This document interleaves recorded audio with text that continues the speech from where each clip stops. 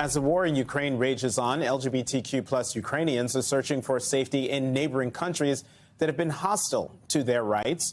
Meanwhile, here in the U.S., LGBTQ plus individuals are also facing an assault on their democratic rights as conservative lawmakers push for legislation that targets them. This week, the Florida Senate passed the controversial Don't Say Gay bill, which bans classroom discussion about sexual orientation or gender identity. Joining me now, Florida State Senator Shevrin Jones and Rodrigo Hang-Leighton, Executive Director of the National Center for Transgender Equality. Thank you both very much for being here. I know we're short on time, but this is a really important conversation. Mr. Jones, Kansas, Tennessee, and Georgia are already toying with the idea of passing similar legislation to Florida's. How worried should parents of LGBTQ plus children be? I think they should be worried. The fact that the Republicans are all in this culture war nationally is totally is unfortunate. When we should be dealing with kitchen table issues, they're dealing with these culture wars, particularly for our LGBTQ youth, who are 4 times more likely to commit suicide, not because of their sexual orientation, but because of how they are treated. And the fact that Florida did this right in front of the faces of children who were outside the chamber doors and basically told them that their life doesn't matter, it goes to show you how arrogant Republicans are right now in this day and age. Mm-hmm. And Rodrigo, what is happening to trans children in Texas and in Idaho, the legislation that's being proposed in Idaho, making it a felony if parents seek gender-affirming care for their children outside of state? Talk about the impact of that legislation. Well, there's a lot of worried transgender youth and their parents right now across the country. You know, there's a lot of controversy about what it means to be transgender because most Americans don't yet realize that they know someone who is transgender. And it's normal to have questions. That's just part of being human.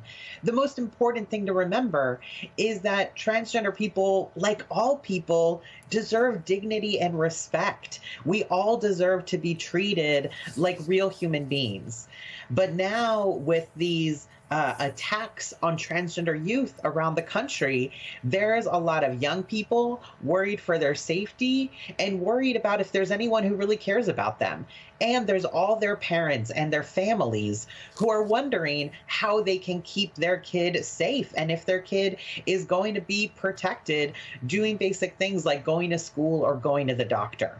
Mm-hmm. So at the end of the day, these attacks are happening because there are a small, tiny minority of anti-LGBT ideologues who are taking advantage of the fact that we're such a small minority.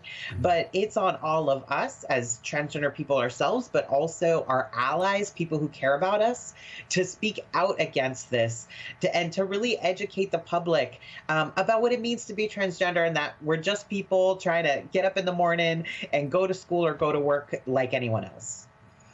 And State Senator Jones, I'm going to end on you as someone who's an elected official. You have to go out there and campaign for people's votes. You got to go to the state capitol and work with people who are actively trying to limit your rights and limit the rights of others in Florida. But it seems to work. These hot button culture war emotional issues for folks on the right work. How best can allies, as Rodrigo is talking about, and others, how best can we push back against legislation that attacks dignity? Well, I think the biggest thing that we must do is continue. We have to mobilize, and I do believe the Republicans have hit a hornet's nest when messing with the LGBTQ community, because on both sides, Democrat and Republican, we all know someone who is a part of the LGBTQ community, whether they want to admit it or whether or not. And I believe in Florida, we saw 9 Republicans say, you know what, I reject this premise of this attack on the LGBTQ community, and that's 9 more than what I know for a fact is throughout the state of 22 million people. And so I believe not just through mobilization, but also allies showing up for the LGBTQ community, not just by giving money, not just by saying that you don't agree, but showing up at the doors in your neighbors so they know that we must change the trajectory of where Florida is moving and also where the country is going. You have to use your voices. Right, that's right. Use your voices and show up. State Senator Shevrin D. Jones and Rodrigo Hangleighton, thank you both very much for coming to the Sunday Show.